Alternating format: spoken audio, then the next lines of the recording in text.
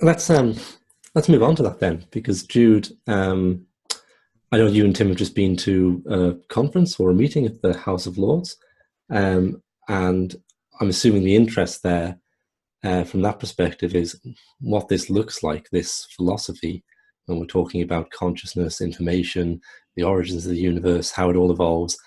When that kind of quite abstract stuff hits the practical aspects of the world we live in, and conflicts going on across the world, economic crises, perhaps environmental issues.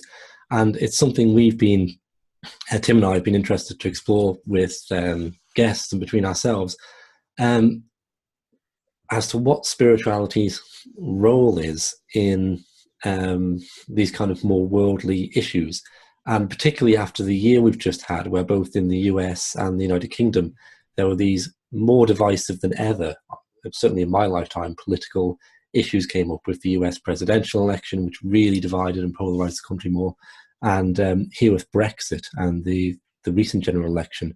So one question we've been exploring, for example, is does spirituality point to taking particular positions within that we should be in and out of this union, or have this guy or that guy for the leader? Or does it describe structures, or that we should try and live under? Or is it not to do with that at all? Is it more about facilitating the kind of environment in which that dialogue takes place? And obviously you've thought about these things. What are your views on how your spirituality and your thoughts influence political action and dialogue? Wow, big question, and a crucial question. And that was certainly one of the things that we were exploring and taking forward from the House of Lords event. Just to give a bit of background on that, I held an event at the United Nations in May. And so my co-hosting the House of Lords event and inviting key influencers such as Tim to debate that, and key influencers across many, many different fields of endeavour and activism, was to basically explore this and how we can transform essentially a global emergency into the emergence of our conscious evolution. So to go back a stage from that last September, I spoke at a conference in Denmark. And there were folks there, again, key influencers, activists across a very broad range, wanting to practically implement the Sustainable Development Goals, which were signed off by the United Nations, I think 193 nations, putting them into their own political strategies, putting them into across corporations. And I sat quiet for the first day, which, as Tim knows, is not usual for me. And I sat quietly for the first day. And at the end, I was asked my views by the organisers. And I said, well, you know, I felt that it was wonderful work, but it was incomplete. And so they mulled on it overnight. And when I arrived the following morning, they said, would you know, just stand up and explain what you mean for about 20 minutes. And I said, basically, the Sustainable Development Goals, in my perspective, are responses to the symptoms of our collective dis-ease. And those symptoms are our behaviours. And those behaviours are mainly driven from our beliefs about the nature of reality. If we think we're separate, if the other is completely separate, if we feel that, you know, I can only win if you lose, there's many, many other things. But basically what I was saying is, yes, by all means, practically do everything with the Sustainable Development Goals. But ultimately, as a healer myself, I know that unless you cure the cause of the dis-ease, the symptoms will continue to find other ways of expressing themselves. So the essence of the event at the House of Lords and at the United Nations and elsewhere has been, you know, we now have the opportunity, and this is why I wrote the book, to offer the evidence for the unified nature of reality, such that we can begin to heal our fragmented perspectives and realize there are many, many pathways in spirituality, many different pathways, but ultimately all within the wholeness or the oneness, and valuing the uniqueness of the me and the diversity of the we. So that's really where my activism is playing. You know, if I can help by sharing this understanding for folks to get aha, because it's not, whereas 20th century science was all about the very small and the very big, this is playing out on our everyday lives. This is showing that the same informational patterns that pervade the natural world pervade all our social structures, our social behaviors. We are connected at a very, very fundamental level. And so a lot of what I'm doing is what Tim and you might call subtle activism, in terms of understanding what are the principles of co-creative consciousness to help build coherence. And I've written about this, I wrote a little bit about it in the book, but I'm doing a lot of experiential work with many folks around the world. How do we build coherence so that in really valuing our uniqueness and our diversity? It's rather like I describe, if information is other notes, then consciousness is the music, and we are the microcosmic co-creative musicians. So we can come together and play within this beautiful cosmic symphony of life and take things forward together. So this is really where I'm coming from. We heal our perspectives, we heal our worldview, we begin to heal our behaviors, but also we need to heal the traumas that are still in our collective psyche as a result of that extreme materialistic duality-based perspectives. Because we can't just go, oh, well, that was that, move on. I'm sure, Tim, in your work, you find this all the time. People are holding stuff. We're all, carrying the luggage of where we've come from, and we need to be able to heal and release that alongside knowing the true nature of reality. And then we're at the school gates and hopefully hold hands and go forward together, because that's what I feel we have the opportunity to do now. Yeah, I mean, can I just pop in on that, Richard, and just say, I think that's exactly right, and lovely to hear, because talking about what's the nature of reality for most people sounds so far away from political action. But as someone who has a little obsession with what's the nature of reality, I really get that, because it feels to me like, as we've often discussed, everything everyone does comes from what they think life is. So one of the things I really enjoy at the moment, because I'm getting to go and talk about emergent spirituality, this completely different world view, and speak for some time to people, I can see them slowly getting it, is that the state which you leave in is so different, because you're suddenly part of this incredibly exciting evolutionary journey which has been going on for 13.8 billion years and has arrived at you. And, exactly. And rather than being in this dead universe where you're here for a moment and then gone long enough to just kind of go, what the hell, and then you're finished, and the universe itself is kind of accidental and going nowhere. And the fact that, even when people disagree with that, and I think most human beings actually don't agree with that, but knowing that the intellectual elite believe that the people who are creating the culture, huge numbers of them believe that, has an effect, because you kind of in the back of your mind, you're thinking, well, they're smarter than me, they probably know better. And so what do you end up with? Well, you end up with this incredible state we're in right now, where everyone's petrified, thinking that it's all going terribly wrong. I mean, it was interesting you said, Richard, but the thought I'll just tell you, because it came through my mind when you went, certainly there's more conflict now than in my lifetime. And my thought was, oh yes, because you're not very old. Because it might think back to the days of Thatcher and the I was thinking the riots same in the thing. street. And all the rest. It's like, yeah, no, believe me, or the IRA blowing up the government, bombs, and it's like, whoa, no, this is nothing.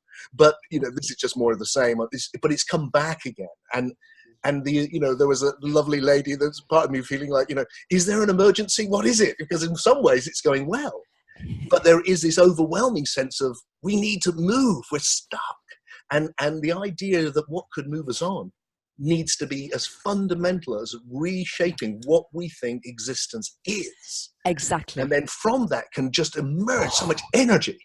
I find that an incredibly inspiring and exciting form of policy. I come back in there on that.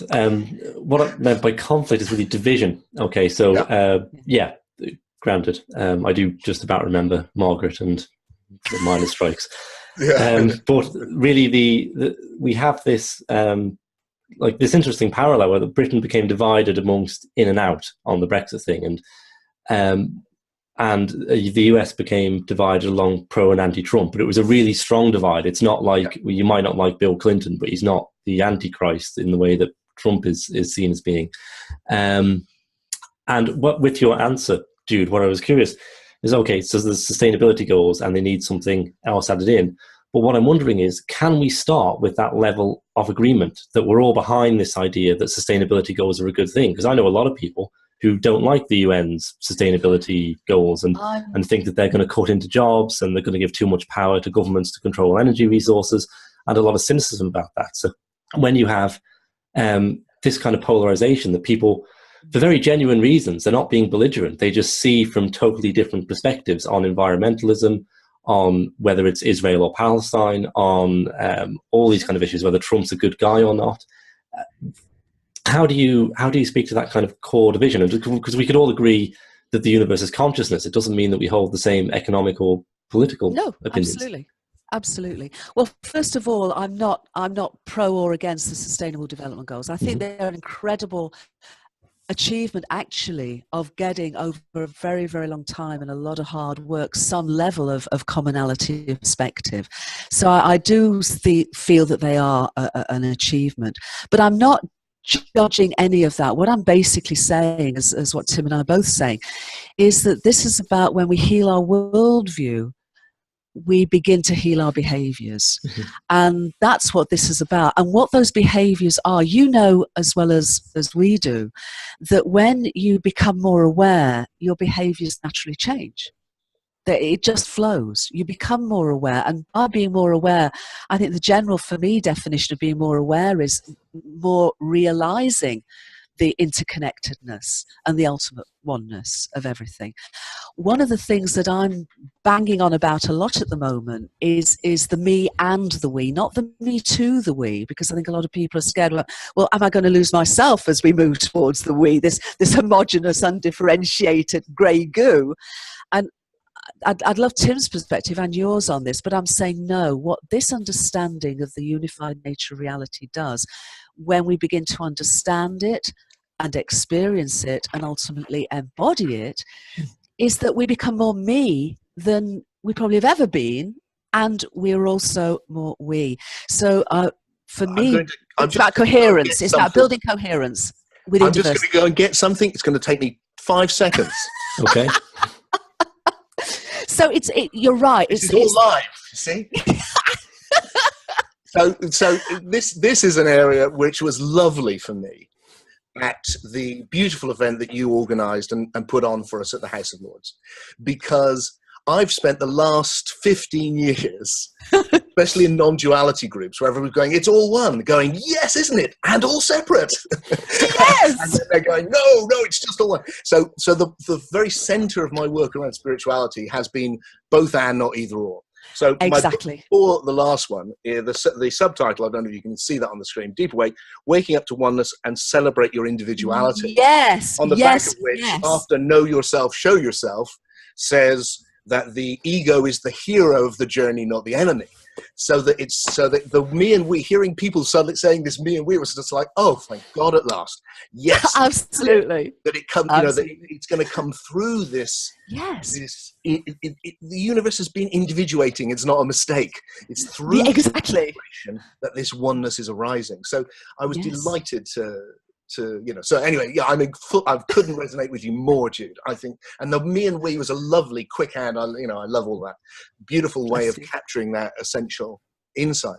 But the thing I'd like to come back with to Richard for your really deep question, which, as you said, we've been mulling over in different ways now for a while, and from what Jude has said, is it seems to me, I feel that if I'm meeting someone who has, for want of a better term, is awakened to or conscious of that fundamental ground of unity, or at least to some degree, and there's that essential compassion, that love, and they say to me, I think sustainable development's the route, and there's somebody else there who's got the same sense of oneness, who goes, do you know, I'm not sure because I think it might have these problems. I'm listening to both. Exactly. My experience has been that often the people who are saying one side really don't have that awareness, and I'm thinking, you're not saying that for this reason. You're saying it because there's some economic advantage to you in this. And that's a different experience. So the more we can get people to the place where we have a commonality of intention, a kindness, fundamental relationship where we want what's best for the planet, disagreeing from that place becomes a really healthy thing to find the right solution and how we can balance out the role of government with the individual and all those other questions.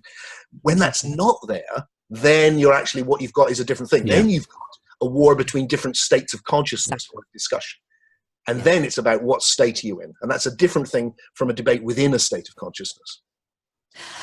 That is absolutely key. And just to go on from that, because Tim, I'd be really interested in the work you're doing in this, because coherence, it's building that level of coherence where you have a common level of awareness, and then you can, you know, express the diversity and co-create true resolutions going forward.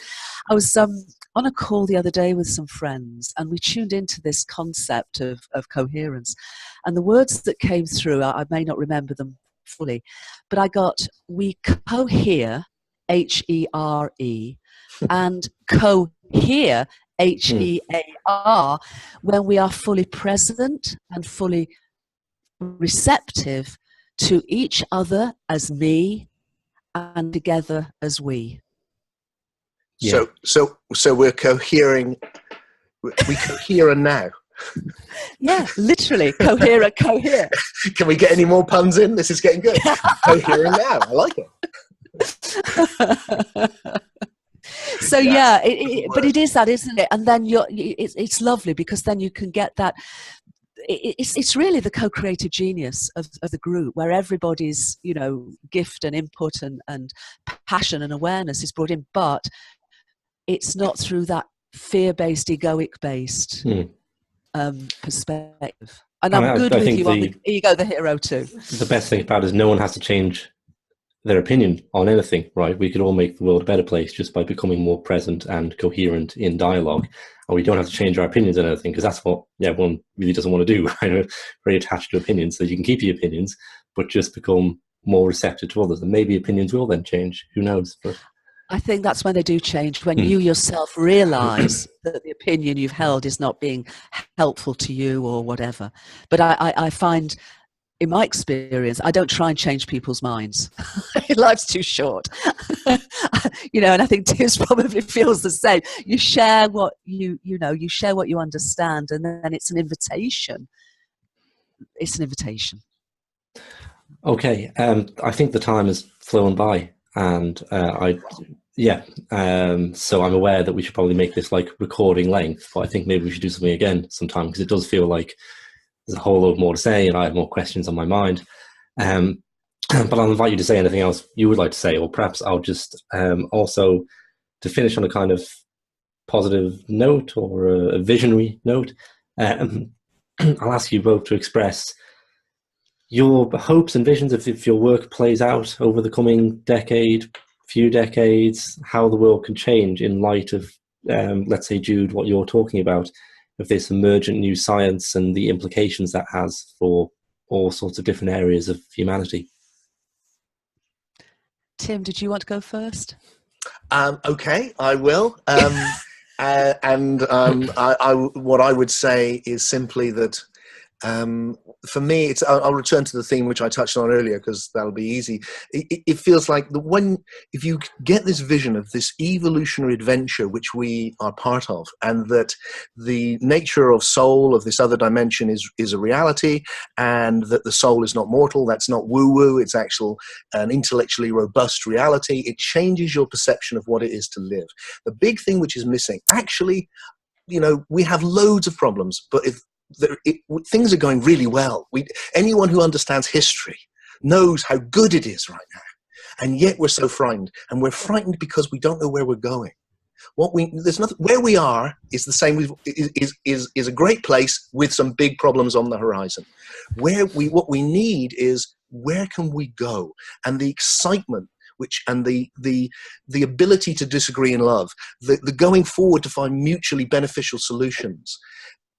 It can transform our perception of what it is to live in society together. And that's my hope, that we can unleash this phenomenal creativity that exists in our souls, and enjoy sharing it together and making our world as good as it can be. Ditto. Ditto.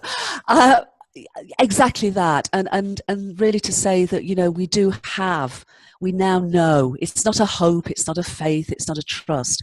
We have the evidence that allies with the experience through the ages of the truly unified nature of reality, and are empowered by it to realize that we are microcosmic co-creators. We have a place, we have a purpose, we have a meaning, individually and together at this amazing moment of evolution. So my hope, but my sense is that as we heal our fragmented perspectives into this whole worldview, that we are empowered to come together with all our diversity, with all our different views, to come together and instead of falling into fear, collectively take a leap into love. And then, my goodness me, what then? Because I don't think we've even a fraction of a possibility of the amazingness of what this amazing step of conscious evolution can be for ourselves, for our beloved Gaia, you know, literally for the whole world. But I'm here to find out. What you said just that made me think of Pierre de Chardin, that lovely quote. I can't remember it exactly, but it's very famous. People should Google it. Where, you know, great evolutionary visionary, and just saying that when human beings really discover the power of love, it'll be like discovering fire. It's yes. That yes. impact. Yes. Well, I feel we're on the threshold of it. I really feel we're on the threshold now. It's happening. It's being birthed. Literally, that's the most beautiful note we could have to end on, I feel. So thank you very much, Tim and Jude. And I hope I'll put details of Jude's book below the video or audio, wherever you're getting this from. And I hope we can do something again sometime, because the time's just flown by, really. So I don't want to end. I just think it's good for an interview length. And we'll pick it up again in the future. Thank you very much, guys. Thank you. Thank you, Jude. Thank you, Richard. Thanks, Tim. Thanks, Richard. Thanks, everybody, for listening and watching.